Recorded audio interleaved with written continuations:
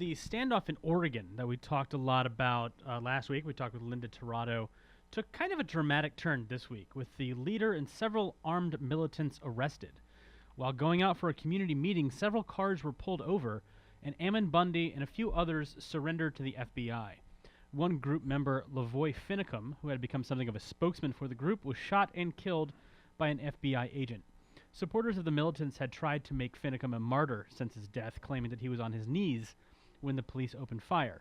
So the FBI took the unprecedented step of releasing the video, which clearly showed him plowing his car into a snowbank to avoid the police roadblock, nearly hitting an FBI agent with his car, and as the police closed in on him to apprehend him, reaching for a concealed handgun.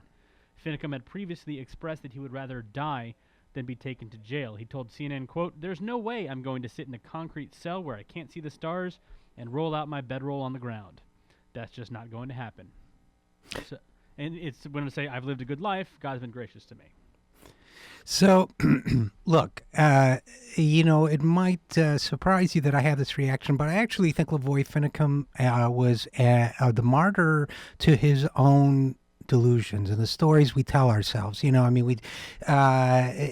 a whole mythology that's been created that somehow to defy the federal government, somehow what these guys are doing, there's no basis in Constitution, there's no basis in law, there's no basis in real justice, but these guys have been fed a mythology, and so they've tied it in together with a kind of cowboy ethos that, frankly, I was raised on myself and have a certain emotional attachment to. But the bottom line is that they're delusional, and it's tragic that led to the loss of life. That's my personal opinion. But we should be going after the people who are fostering these delusions for cynical reasons, starting with the Koch brothers. Sure. And the FBI has said that Ammon Bundy will not be released while the Malheur refuge is still being occupied.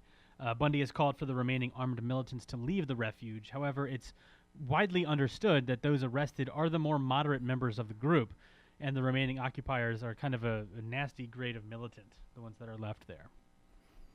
Well, reap the whirlwind, as they say.